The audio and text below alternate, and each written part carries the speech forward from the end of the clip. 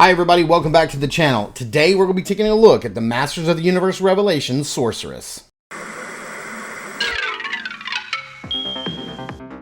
If Saturday morning cartoons fueled your imagination as a kid and powers your action figure collecting now as an adult, then you're in the right place.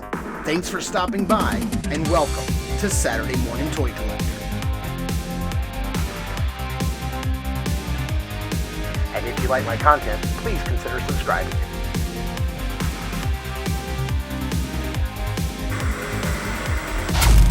Alright, here we have a closer look at the Sorceress in the package. This is Masterverse line, Masters of the Universe Revelations Sorceress. You can see everything she comes with, extra pair of hands, her nice scepter, and she looks really good in the package. If you're an in-package collector, I think this is going to be a great display piece for you. Nothing too fancy on the side. Beautiful artwork right there. Nice painting on the back right there. Cross sail, which we always love to see. Manny Faces, Shadow Weaver we have coming up. I already opened up Pighead. I wasn't really interested in reviewing him, so I went ahead and opened him up and put him on my shelf. But Sorceress, heroic guardian of Castle Grayskull. With the magic of Eternia waning, Sorceress's powers fade. She holds on to the last remaining embers of magic and what is left of her might and reaches out for help from an unlikely ally, Evil-Lyn. Though Sorceress remains at Castle Grayskull, powerless and vulnerable, her faith in her allies is stronger than ever. She knows that soon magic will return to Eternia, and with it, her strength. So there you have it. Let's get her opened up and out of the package. Alright, here we have the Sorceress opened up out of the package, and she doesn't come with a lot. She has two gripping hands right out of the package, and then she has two magic-wielding gesturing hands that you can put on, and I think these will probably... I'll probably use this one in conjunction with this hand so she can hold her staff. Speaking of her staff, it is pretty tall. It's actually taller than she is, which is really nice. Has this nice bird motif. On one side, you can see there's a lot of sculpted detail with the feathers up at the top. The feet on the ball, and you turn it around, you can see the head looks, you know, pretty symmetrical. The wings look symmetrical, but it is not symmetrical because the little tail's over here. It looks really nice, and just a little pommel on the end of the staff.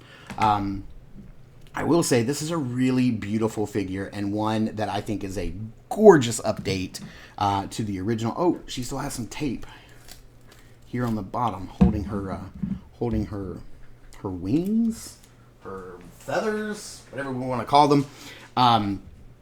But she has some really nice and clean paint apps. I am super excited. I didn't get to pick her out in stores. I got this from Big Bad Toy Store, so you know it's a crapshoot. You're gonna get what you get. But nice gold eyes and blue beak on her headdress. The eyes are painted beautifully. God, I hope you guys can see how beautiful this artwork. I'm sorry, this paint apps are nice gold right here on her feather shoulder armor, whatever this is. And this is actually a separate piece because it's loose and is movable, and it's what connects her wings and her cape to her body. But as you can see, it is movable, but I wonder, is that going to hinder? Yeah, it's really going to hinder spinning those arms all the way around. Does it hinder going out into a T-pose? No, not really, unless you have both arms out. Now, unfortunately, she is a character that you want to put both arms out. So I wish this would have been a little softer, more pliable plastic. I think that would have helped her get into a more like T-pose, especially with posing out her cape, cloak, wings, whatever they are. There's a nice split right here, and this is soft and pliable so that you can, you know, get the legs out, but they are really not going out that far. I mean, they kind of want to push back down, so they are hindered a little bit. But you know what? I mean, the Sorceress is not a highly, you know,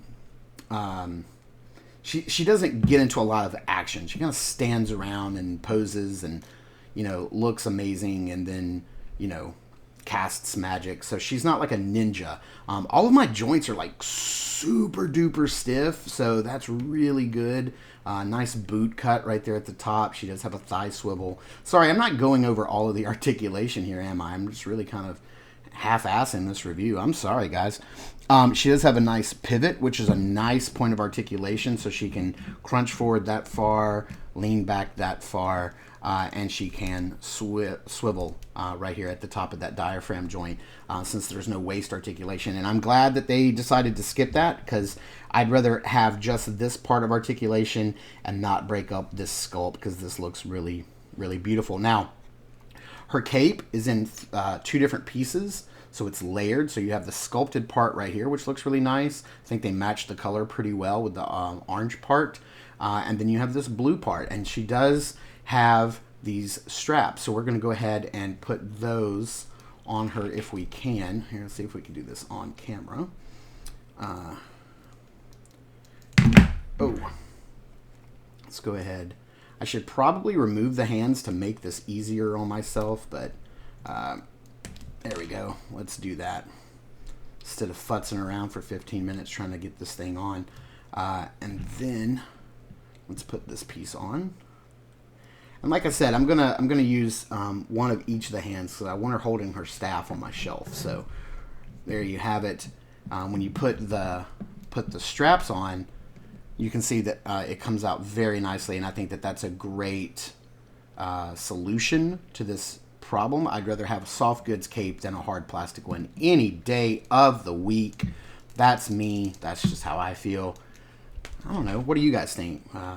You prefer plastic capes or soft good capes? Let me know in the comments down below what you prefer when it comes to your figures. Or is it a case-by-case basis? You know, some people, you know, is it more, you know, beneficial to have plastic capes?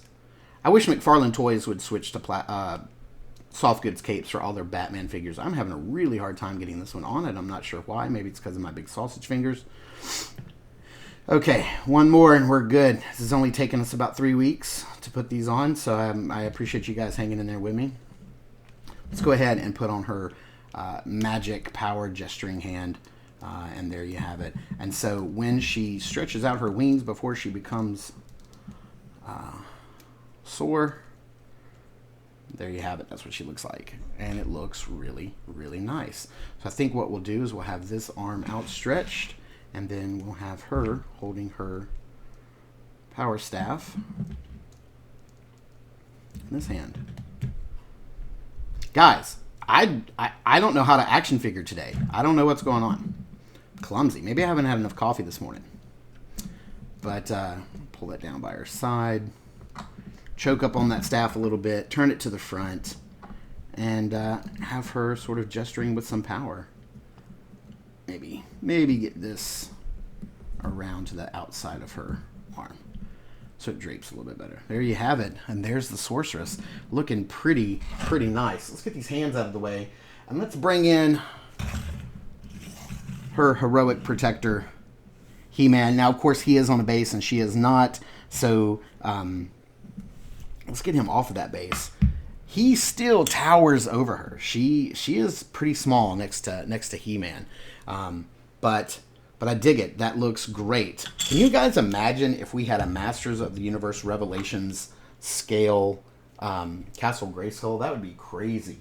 I know Eternia is going to scale well with these figures, so I can't wait to see how she looks. Now, we're also going to bring in a couple of other figures, not really for size comparison, but just for aesthetic comparison, and that is the Masters of the Universe Origins Sorceress, and then the one that was exclusive to the Castle Grayskull playset. I would say that their staffs are pretty comparable in design.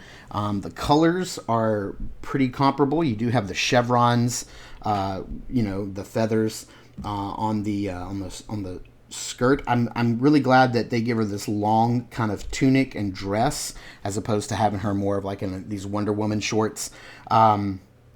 But what do you guys think about the blue? Should this have been reversed? Should the blue have been the smaller part and orange be the longer part? I didn't even think about that until, look at that. They could have done a gradient like they did here. That would have been really nice. That's really cool. But I do think this is a nice upgrade. I like how in this new design the headdress looks forward, where this one sort of like looks upward. But that's really cool. But I do like that they integrated the gold. And yeah, I think she looks absolutely incredible. So let's get these out of the way and get the Sorceress into some poses and under some lighting and see how she poses up. I gotta tell you, I really enjoyed this figure. She was really a figure I wasn't looking forward to reviewing, only because she doesn't come with a lot of stuff. She can't pose that well. But now that I've got her opened up and I've been playing with her, man, she's probably one of my favorite Revelations figures. Why do I always want to say Revolution? That's the next series that's coming up. But I think she looks great. The colors are beautiful and they pop. I love bright colored action figures on my shelf. They just really brighten up the room. I hate when all of my toys are like gray or brown or dark green. I love bright colored stuff, and that's a hallmark of all of the He-Man toy line. So thank you guys so much for tuning into this review. I really appreciate it. Please remember to hit that subscribe button, the like button, the bell notification icon. Leave us a comment. Any of these things just take a couple of seconds and they mean the world to me and this channel. Please remember to check us out over at Instagram.com. I post stuff every single day. Check us out at Instagram.com/Saturday Morning Toy Collector. And this has been the Saturday Morning Toy Collector. I'm your host, Mark. And remember, I will see you in the toy aisles.